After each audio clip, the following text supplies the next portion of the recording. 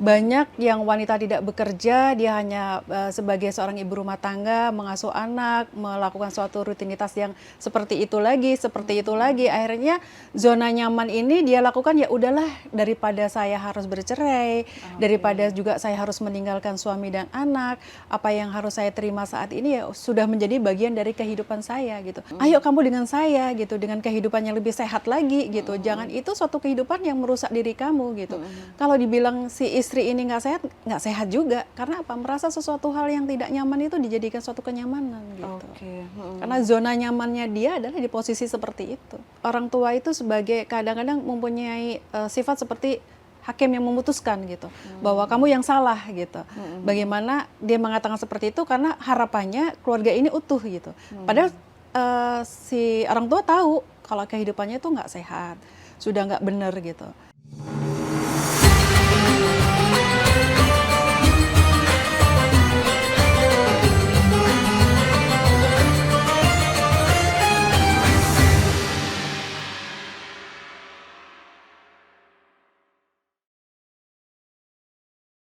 Assalamualaikum Tribuners, kembali lagi bersama saya Nur Ika Anissa di podcast spesial Ramadan dari Tribun Jatim Network tentang wanita dan Islam. Nah, ngomongin soal Ramadan, kita itu nggak hanya soal menahan haus, menahan lapar, tapi juga bagian dari refleksi diri. Terutama kita akan ngobrolin soal hubungan keluarga. Bahwa keluarga itu sering disebut sebagai tempat yang paling aman dan nyaman, tempat pulang, tempat kita belajar tentang cinta.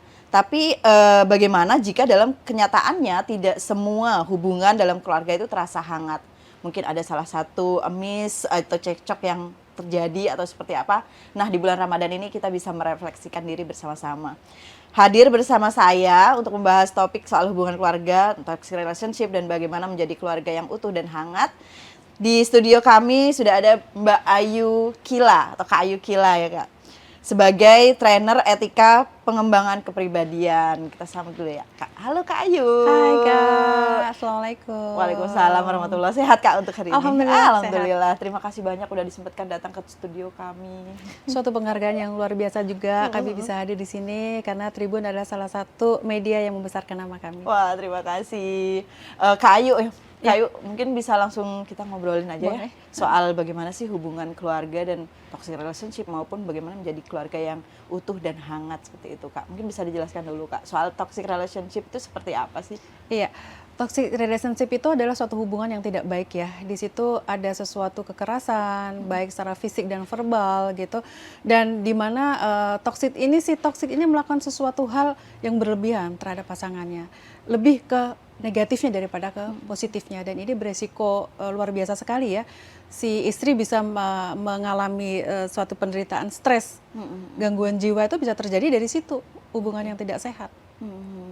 Kalau mungkin tanda-tandanya atau mungkin ciri-cirinya seperti apa? Apakah kayak misal manipulasi, terus kemudian kurang jujur istilahnya atau kurang terbuka, itu menjadi salah satu tanda-tandanya? Iya, karena si toksik ini mempunyai sifat karakter yang manipulatif ya, pembohong, tidak jujur, karakter yang selalu merasa dirinya paling benar, selalu bisa menyalahkan orang lain. Nah, itulah adalah salah satu ciri-ciri yang dirasakan oleh si penerimanya. Tapi kadang-kadang mohon maaf ya, si penderita ini tidak pernah merasakan apa yang dia rasakan. Iya, secara naluri dia melakukan sesuatu hal itu, tapi kadang-kadang juga sadar juga, Kak ya, seperti itu. Kenapa Kak? Kenapa tanda-tanda dari toxic relationship dalam keluarga ya misalnya gitu kurang bisa dikenali gitu? Apakah mungkin karena mungkin udah nyaman, atau mungkin kita sebagai perempuan atau mungkin pasangan kayak memaklumi gitu?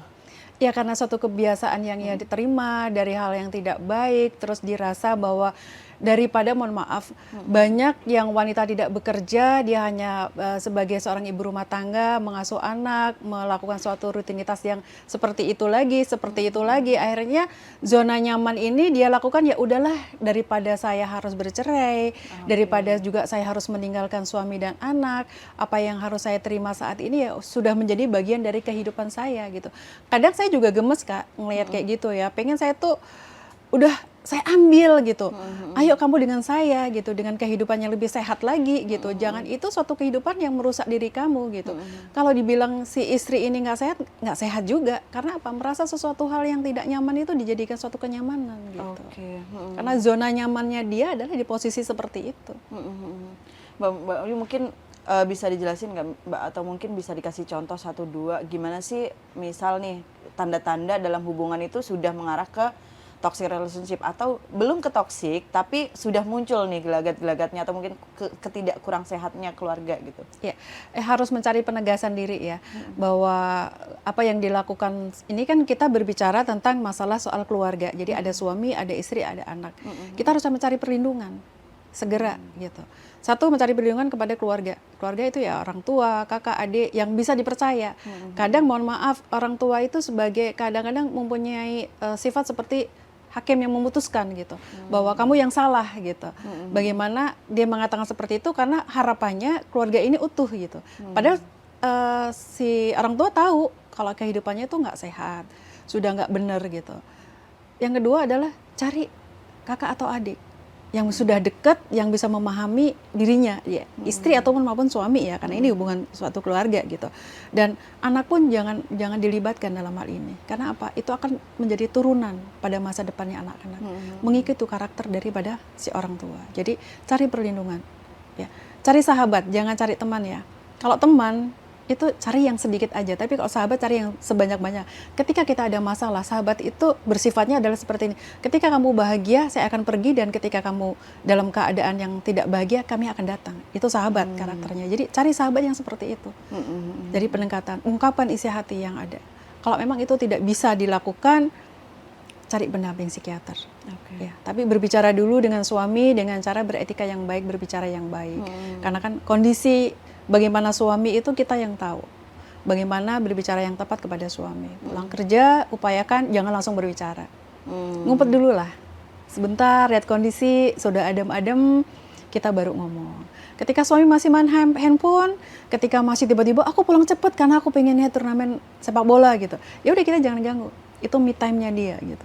Pada saat tertentu kita yang tahu nih, kapan momen yang paling tepat gitu. Kalau itu pun kita tidak dapat, berbicaranya harus paling tepat. Boleh nggak aku berbicara sebentar, ada sesuatu yang aku pengen ungkapin gitu. Yang nyaman, karena apa? Ketika kita mempunyai etika berbicara dengan suami yang nyaman, itu buat nyaman kita sendiri loh. Kesehatan mental kita itu terjaga dari situ. Itu cara kita mengelola emosi kita dan berhadapan dengan orang lain ya Kak. Iya, betul. Kalau misalnya sejauh mana hubungan itu disebut sebagai toxic? Apakah misal nih berbicara lantang gitu kan, kita kadang kalau misalnya ada clack atau crash sedikit, terus berbicara pasangan berbicara lantang, kita kayak mikir, ini kenapa sih gitu, kok lantang banget ngomongnya gitu, atau mungkin udah sampai ke ranah mana gitu disebut toxic? Ya, kalau berbicara lantang itu kita juga harus lihat kondisinya ya. Tidak setiap saat pasti suami atau istri itu berbicara kasar, keras gitu. Karena begini Mbak, mohon maaf, ketika kita berbicara kasar, ketika kita berbicara agak tinggi nadanya itu kadang-kadang mungkin suami penat di kantor, sudah banyak tekanan dari pimpinan, anak buah juga tidak bisa diandalkan, dia harus bekerja sendiri, terus di rumah kebetulan istri tidak bisa mengkondisikan hal itu gitu. Suami pengen curhat kepada istri, takut nanti melebar kemana-mana. Tapi sebenarnya dia sendiri udah punya masalah gitu. Si istri tidak memberikan kesempatan waktu untuk dia tenang dulu, karena kan ketenangan suami itu penyembuhan pada persoalannya pada diri suami. Itu kalau suami diam. Kadang-kadang istri merasa, kok kenapa aku dicuekin ya gitu. Bah, aku begini, nanti dulu. Nah, itulah timbul bentakan. Kalau itu sudah terjadi sering ya, berulang kali dan diulang-ulang, bisa jadi toxic relationship. Tapi kalau itu hanya sekedar beberapa kali dan itu butuh jangka waktu yang panjang, ya mungkin itu karena kondisi keadaan gitu. Jadi kita harus membeda-bedakan ya. Karena kan intimidasi, kekerasan verbal itu sering terjadi, kekerasan fisik pun sering terjadi juga. Nah, ini yang harus kita pahami. Dan perlindungan apa sih yang paling tepat buat diri kita wanita untuk melindungi kesehatan jiwa kita? Itu me time sangat perlu. Oke, jadi me time-nya perempuan itu Iya. sangat penting. Sangat penting banget untuk memberikan kewarasan jiwa pada diri kita. Itu bukan suatu sikap egois ya, karena itu memang benar-benar kita butuhkan. Peredaan diri itu pada situasi tertentu, sedang menghadapi masalah tertentu, kalau kita tidak membutuhkan waktu untuk tenang, kita juga tidak akan bisa menyelesaikan suatu persoalan. Iya. Karena pemendaman persoalan pada diri wanita itu jika tidak diungkapkan, itu akan menjadi gila. Bisa jadi neraka dalam sebuah rumah. Sedangkan suami menginginkan bagaimana rumah tangga itu menjadi tempat surga kembalinya suami, dimanapun suami itu kemanapun, dan kembali ke rumah menjadi suatu impian yang dia inginkan adalah rumah itu adalah surganya. Mbak, kita lagi ngobrolin hubungan pasangan suami istri ya. Ini ada yang menarik lagi. Ketika misal nih, aku nggak mau lihat handphone suami, aku nggak mau lihat nggak mau cari tahu suami di luar seperti apa gitu ya. Cukup tahu bagaimana kegiatannya, tapi nggak mau terlalu dalam gitu, biar diriku waras gitu. Nah itu tuh sebenarnya seperti apa Mbak? Kalau masalah soal privasi dalam rumah tangga itu, satu, handphone suami ya. Yang kedua adalah dompet. Benar. Nah, tapi saya sendiri tidak setuju hal kenapa, itu. Mbak? Karena itu menimbulkan sesuatu hal perilaku suami yang tidak bisa kita kontrol. Oke. Karena begini, suami istri itu alarm di dunia itu siapa sih? Istri. Jadi ketika istri itu melihat handphone, dia tidak akan pernah ngotak-ngatik yang sebegitu hebatnya. Hanya cukup tahu, kadang-kadang mohon maaf, WhatsApp ya. Oh, lihat WhatsApp, dia chatting sama siapa sih? IG, dia DM sama siapa sih? Siapa sih temennya yang diikutin? Apa sih yang itu aja. Ketika pun itu menemukan sesuatu hal, istri itu meledak-meledak hanya saat itu aja. Kalau ketika suami mengatakan, ya udah mah, aku minta maaf. Tapi jarang laki-laki yang bisa begitu, karena egonya memang sangat tinggi gitu. Tapi dalam agama yang kami anut, ketika siapapun dalam hal yang bertengkar dan dia meminta maaf duluan, itulah surga tempatnya. Seperti itu. Nah. Jadi artinya kita nggak apa-apa loh sesekali melihat dengan siapa suami berkomunikasi seperti itu, Mbak? Nggak apa-apa, karena apa? Itu sesuatu hal yang harus kita jalanin untuk mempertahankan rumah tangga, untuk menjaga keharmonisan keluarga. Satu hal lagi ya Kak, kalau kita melihat handphone suami terus dikatakan bahwa itu tidak normal, itu adalah ketika suami sudah mempunyai sesuatu yang mulai disembunyikan. Oke. Ya, suami sudah mulai mempassword handphonenya, suami juga sudah jarang komunikasi dengan istri, dia lebih sering menggunakan handphone, lalu tiba-tiba dia tersenyum, seakan-akan mendapatkan sesuatu yang lucu atau apa gitu. Ketika itu kita juga harus waspada. Tidak boleh kita terus mendeteksi bahwa suami saat ini sedang selingkuh dengan perempuan lain. Tapi waspada, mendeteksi itu kan lebih enak, Pak. Kenapa sih di password ada sesuatu hal yang lain ya? Gitu. Beda lagi kalau intonasi kita tuh tinggi gitu, bikin suami kan gak nyaman juga. Kenapa sih kamu nuduh? Gitu. Padahal seandainya itu terjadi kan sudah tersinggung gitu. Benar. Jadi bagaimana kita komunikasi terjalin baik itu harus dengan etika komunikasi suami istri yang benar. Sekali lagi, bagi suami-suami yang saat ini mungkin mempassword handphonenya, suatu kejujuran, keterbukaan itu adalah alat transportasi menjunjung tinggi keharmonisan keluarga. Bagaimana kemudian ketika kita nih misal mendapati sesuatu yang tidak diinginkan dalam komunikasi gitu Mbak. Nah bagaimana kita perempuan bisa lebih tenang, bisa lebih memahami dan tetap menjaga kepercayaan gitu? Iya. Pertama, kalau kita mendapati sesuatu hal itu, jangan spontanitas kita mengklarifikasi kepada pasangan hidup kita. Yang perlu harus kita lakukan adalah kita calling down dulu, kita lakukan ambil wudhu. Kalau kita memang lagi nggak sholat, ambil wudhu. Tapi kalau kita lagi dalam kondisi bersih, ambil wudhu, kita sholat, kita berserah diri sama Allah. Karena apapun yang terjadi dengan suami, Allah itu akan memberitahu. Tanpa password, tanpa mata-mata, Allah itu akan memberikan insting terkuat terhadap seorang istri. Maka apapun yang dilakukan suami, itu pasti istri tahu. Ya. Ketika itu kita sudah merasa tenang, kita sudah merasa siap untuk berbicara komunikasi yang baik dengan suami, kita lihat sikon. Apakah suami ini sudah tepat untuk diajak komunikasi dan membahas hal yang kita temukan di dalam handphone. Kita jangan menuduh, karena suami itu paling benci kalau dituduh. Kita tanyakan aja, ini teman sebagai sebatas apa ya? Tolong dijelasin. Oh ini biasa aja kok, tapi kalau komunikasi seperti ini kok kayaknya kurang tepat ya, aku takut. Seandainya si perempuan ini punya suami, takut nanti suaminya salah paham ke papa gitu.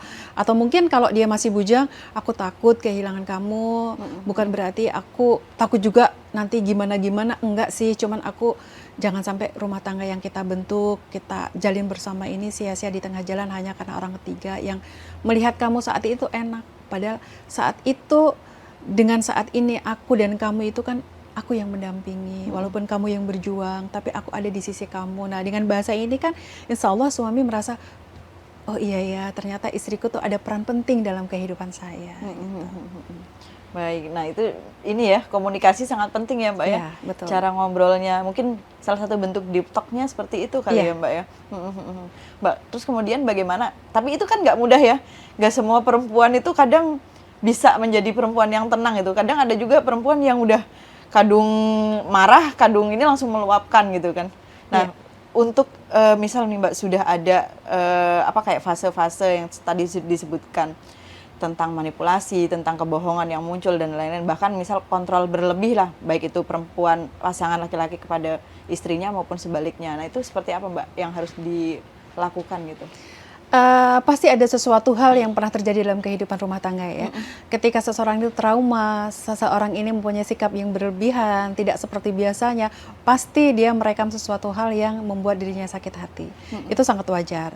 Di sini harus diterapkan untuk saling memahami. Ya, baik suami atau istri, ketika istri melakukan suatu kesalahan, berbicara kasar dan lain sebagainya, dia menuduh dan sebagainya, introspeksi. Semua saling introspeksi. Apa yang pernah saya lakukan untuk pasangan hidup saya selama ini? Apakah saya pernah melakukan suatu kesalahan sehingga istri saya atau suami saya tidak percaya dengan saya? Sedikit aja melenceng, mungkin itu hal yang biasa, dianggap masih setaraf wajar, tapi karena rasa trauma itu sudah ada, nah kewajiban kita, suami atau istri itu adalah memberikan kepercayaan kepada seorang istri atau suami. Makanya itu, sifat keterbukaan dan kejujuran itu harus diterapkan setiap saat di mana saja. Bahwa itu adalah modal utama untuk mengharumkan, untuk menjaga keharmonisan keluarga tetap utuh.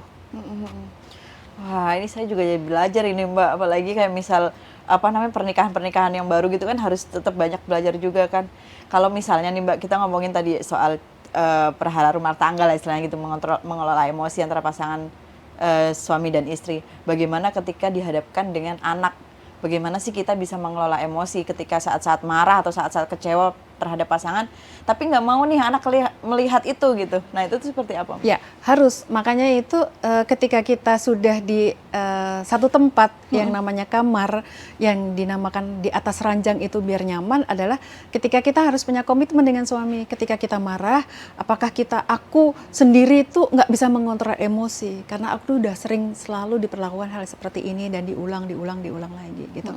Kayaknya kita harus di kamar, kita harus bahas dengan ada intonasi yang aku nggak mau anak-anak itu mendengar apa yang terjadi pada diri kita, karena apa yang dia dengar, apa yang dia lihat, dia akan ikuti itu secara naluri. Walaupun dia itu tidak pernah, mohon maaf ya, perselingkuhan terjadi itu akibatnya kepada anak loh, akan menurun kepada anak. Walaupun anak tidak merasakan, tidak melihat apa yang dilakukan kedua orang tuanya, tapi suatu saat itu akan terjadi. Ya. Karena ini ya berjalan terus kan? Dengan berjalannya waktu itu ada yang namanya pohon itu tidak buah jatuh buah tidak jatuh dari pohonnya. Nah itulah kalimat itu yang perlu harus kita cermati ketika kita akan melakukan suatu hal yang sudah menyimpang, ada perselingkuhan. Aduh, ingat anak, oh jangan sampai, karena aku ini pohonnya, dia adalah buah saya, seperti itu.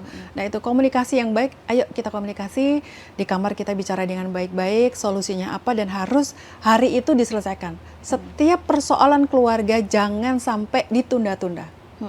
Harus diselesaikan hari itu juga, entah malam entah paginya, yang nyaman kapan kita bicara ya. Suami udah mulai apa sih persoalan itu lagi, nggak apa-apa, aku pengen lega aja sih, harus paham dong sifat karakter istri tuh kayak gimana, kalau udah punya masalah dan persoalan ya harus diselesaikan. Nah aku minta malam ini ya kita selesaikan baik-baik, jangan sampai anak itu mengetahui lah kita tuh lagi nggak baik gitu. Kadang-kadang kan kalau udah ribut sama istri, suami itu diem, istri diem, anak-anak, aduh gimana sih papa mama ini, apa sih kok setiap saat begini mulu gitu. pertengkaran terjadi mereka nggak dengar, tapi sifat karakter Silent treatmentnya iya itu. itu silent treatment itu merusak jiwa anak, mental anak itu yang paling parah terjadi. Jangan sampai seperti itu, karena kadang anak-anak mohon maaf ya, ketika seorang ayah dan ibunya itu dianggap baik-baik saja, ternyata anak tuh sudah bisa menilai. Ini bapak sama ibuku aku kayak gini ya, papa sama mamaku kayak gini ya. Terus anak itu pengen mengobati dirinya sendiri gitu. Sebenarnya dia itu nggak sanggup, nggak bisa nahan dengan keadaan seperti apa yang ia alami saat ini, dan terus-menerus ia jalanin dan terima itu, di luar pasti melakukan suatu tindakan yang menyimpang. Itu pasti terjadi. Dampaknya. Dampaknya karena apa? Untuk mengungkapkan apa yang ada dan terjadi dalam hatiku tuh biar orang lain tuh nggak tahu. Aku tuh harus ungkapin, tapi gimana caranya? Satu, bisa terkena narkoba, pemakai, bisa melakukan hubungan seksual dengan lawan jenis berulang kali dan sekian kali dan beberapa orang. Itu pasti terjadi. Melakukan tindak kekerasan terhadap orang lain, baik verbal maupun non verbal. Itu akan terjadi. 3 hal ini akan saling mengikuti, nih mana yang dia bisa tahan untuk lebih dulu dia lakukan. Itu yang terjadi. Ketika dia kembali di rumah, dia akan memperlihatkan bahwa dia adalah anak yang paling baik, yang soleh dan soleha di hadapan orang tua. Itu manipulatif banget. Jadi pendidikan yang didapat itu adalah pendidikan itu. Anak menerima seperti itu. Jadi banyak banget ya dampaknya ternyata ya, ketika dari satu komunikasi yang mungkin tidak terhubung dengan baik, bisa ke hubungan pasangan suami istri juga terganggu, silent treatment jadi mengganggu ke mental anak juga ternyata ya Mbak ya. Iya, karena silent treatment ini sangat membunuh kesehatan jiwa seseorang. Itu sangat tidak sehat sama sekali. Karena kan ketika kita diajak ngomong untuk berembuk tentang suatu persoalan, bagaimana solusinya, dia diam aja, nggak mau berbicara, terasa enggan, malas gitu. Dan ini bisa, silent treatment ini juga memicu suatu perselingkuhan loh. Karena apa? Karena merasa bahwa yang bersangkutan istri saya itu diajak ngomong nggak nyambung, diajak ngomong nanti ujung-ujungnya juga akan ada keributan gitu.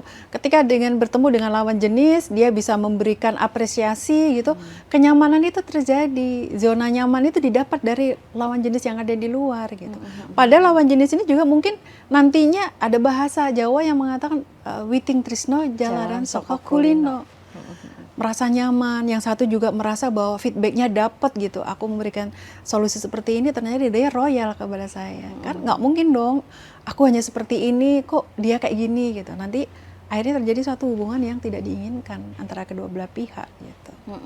Tapi itu terjadi. Nah inilah perselingkuhan itu kadang-kadang banyak jalan untuk menuju ke traumanya.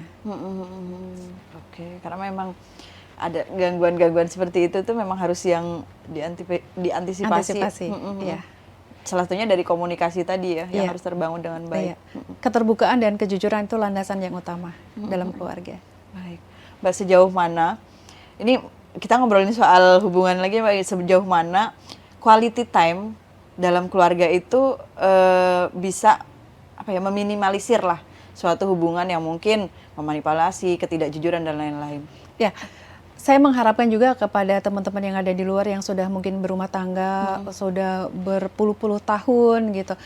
Terkadang kejenuhan itu muncul secara tiba-tiba, tidak kita inginkan. Kadang kita juga harus memaksa bahwa diri kita tetap harus ada dan stay untuk keluarga ya. Selalu bisa berada bagaimana dalam keadaan suka dan duka, istri atau suami selalu mendampingi. Quality time itu sangat penting sekali, karena apa? Kita bisa selalu dekat dengan keluarga, dengan istri, dengan suami. Secara tidak langsung itu kebahagiaan kita itu muncul di situ. Nilai-nilai yang ada di dalam quality time itu seakan-akan membuat keharmonisan itu semakin erat. Yang mungkin kemarin seperti ini, kita hilangkan semua. Itu secara otomatis hilang. Makanya dalam suatu keluarga terapkan quality time kita itu mau apa? Mau kita camping, mau kita nonton bareng, tentukan harinya.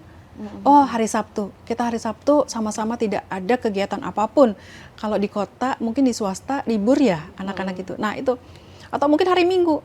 Pokoknya hari Minggu kita nggak pegang handphone, kita nggak memikirkan apapun, kita harus pergi, harus kemana, kualitas ini harus kita jaga, biar apa, kebahagiaan rumah tangga itu terjalin erat antara anak, istri, dan suami. Itu sangat penting banget, karena itu hormon, memicu hormon bahagia kita tuh muncul dopamin tiba-tiba ya, dopamin itu tiba-tiba muncul gitu. Daripada kita menggunakan narkoba gitu, ganja, heroin dan sebagainya itu naik, mending kita melakukan suatu quality time bersama dengan keluarga. Itu nilainya luar biasa sekali. Maka sesibuk-sibuk apapun, sempatkan waktu untuk keluarga. Kebersamaan itu sangat penting. Oke. Mbak, selain quality time, mungkin ada tips juga nih Kak Ayu soal bagaimana sih bisa membangun keluarga yang sehat atau yang hangat kembali ketika itu sudah terlanjur tidak sehat seperti itu.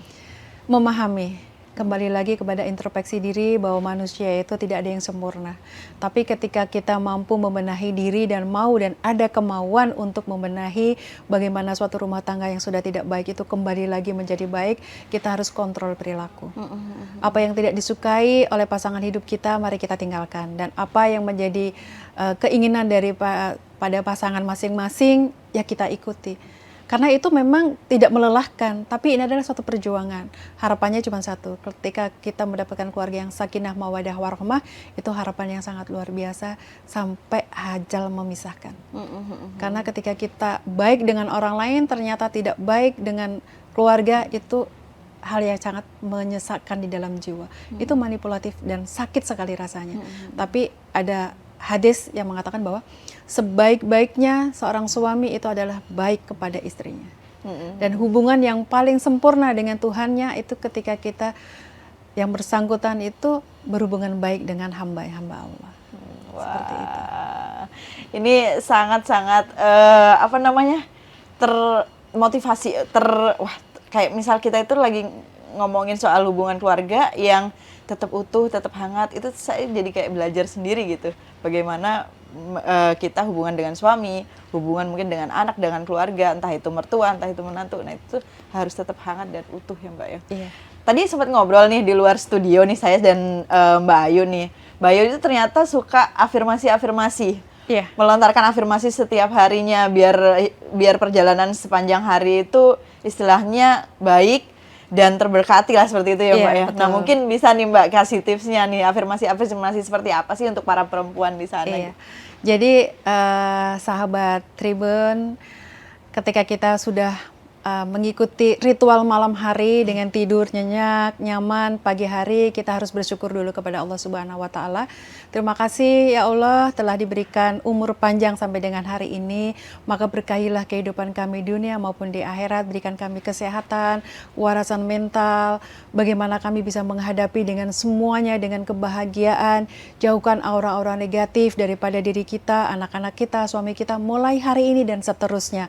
Itu yang harus kita terapkan dalam kehidupan kita, karena kecantikan itu tidak hanya dengan berhubungan dengan klinik kecantikan, tapi kecantikan itu bisa dari dalam diri kita sendiri dulu.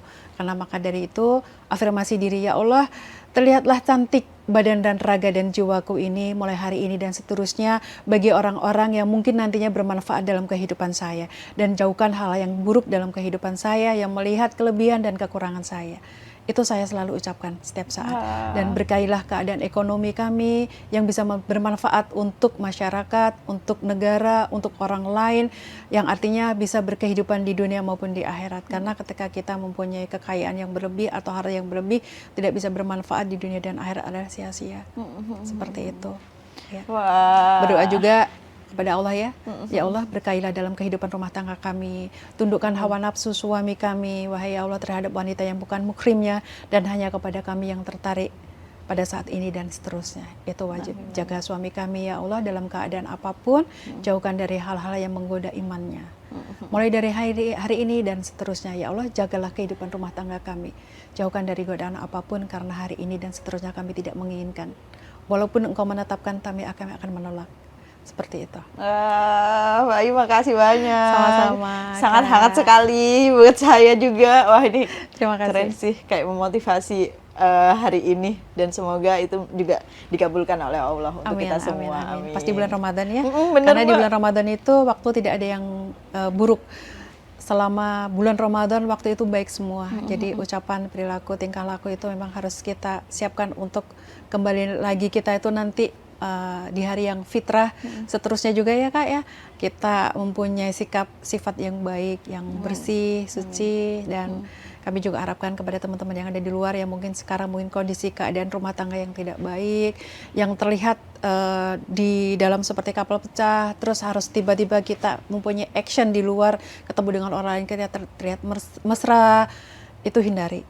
Tunjukkan sesuatu yang sebenarnya tapi tidak terlalu frontal, tapi itu bisa membuat jiwa kita itu sehat. Ya. Jangan menutupi sesuatu hal hanya untuk kepentingan seseorang, lalu kita menderita dan sakit. Ya. Itu yang harus kita terapkan. Dan saya juga pengen di bulan Ramadan ini mungkin kalau ada salah-salah kata dengan tim Tribuns, kami juga mohon maaf lahir dan batin. Sama-sama Mbak. Saya juga Saya juga minta maaf kalau ada salah-salah. Wah, ini kayak berasa mau lebaran ya. Lebarannya. Benar-benar baik. Terima kasih ya Mbak Ayu udah disempatkan waktunya, sempat ngobrol juga. Kita saling refleksi diri ini namanya. Semoga bisa bermanfaat juga untuk para Tribuners di luar sana. Baik. Ya, Tribuners, semoga melalui perbincangan hari ini kita bisa lebih peka terhadap keadaan sekitar, terhadap diri kita sendiri juga, bagaimana kita tenang, bagaimana kita istilahnya waras lah dalam hubungan dan menjaga baik hubungan kita dengan keluarga maupun dengan orang lain. Karena setiap orang berhak merasa dihargai, didengar, dan dicintai tanpa rasa takut. Seperti itu. Dan semoga dari obrolan ini bisa bermanfaat untuk kita semua. Terima kasih Mbak Ayu, terima kasih juga Tribuners yang sudah yang sudah mendengarkan podcast kali ini. Kita berjumpa lagi di episode selanjutnya. Terima kasih. Assalamualaikum.